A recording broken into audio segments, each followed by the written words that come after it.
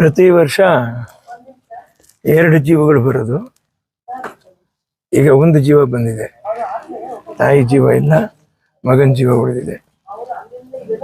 ಪ್ರಜಾಪ್ರಭುತ್ವದ ಇದನ್ನು ಉತ್ಸವ ಅಂತೀವೋ ಹಬ್ಬ ಅಂತೀವೋ ಇವೆಲ್ಲ ಹೇಳಿ ಹೇಳಿ ಹೇಳಿ ಹೇಳಿ ಮಾಧ್ಯಮದವರು ನಮಗೆ ಅರಿವು ಮೂಡಿಸಿದ್ದೀರ.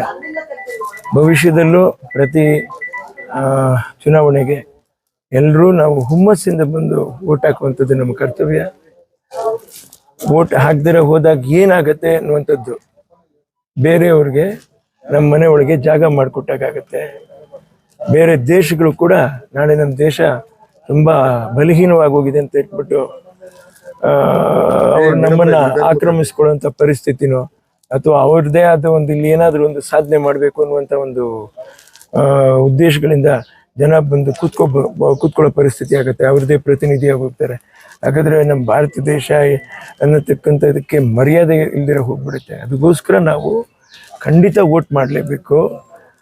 ಅವ್ರಿಗೋಸ್ಕರನೋ ಇವ್ರಿಗೋಸ್ಕರನೋ ನನಗೆ ಬೇಜಾರಾಗುತ್ತೋ ನನಗೆ ಸಂತೋಷ ಆಗುತ್ತೋ ಅನ್ನೋದ್ರ ಬದಲು ನಾನು ನನ್ನ ಅಸ್ತಿತ್ವ ಇಟ್ಕೊಂಡು ಈ ದೇಶದಲ್ಲಿ ಅದರಲ್ಲಿ ನಮ್ಮ ನಾಡಲ್ಲಿ ನಾನು ಉಳಿದಿದ್ದೀನಿ ಅಂತ ಹೇಳಿದ್ರೆ ನನ್ನದಾದ ಒಂದು ಇಚ್ಛೆಯಿಂದ ಒಬ್ಬ ನಾಯಕನ ನಾನು ಆಯ್ಕೆ ಮಾಡಿ ಅವನನ್ನು ಶ್ರೇಷ್ಠತೆಯಿಂದ ಅವನ್ನ ಉಳಿಸ್ಕೊಂಡ್ಬಿಟ್ಟು ನಾನು ಉಳಿದಿದ್ದೀನಿ, ಅವರನ್ನು ಉಳಿಸಿದ್ದೀನಿ ಅನ್ನುವಂಥ ಒಂದು ಅವಿನಾಭಾವ ಸಂಬಂಧ ಇದು.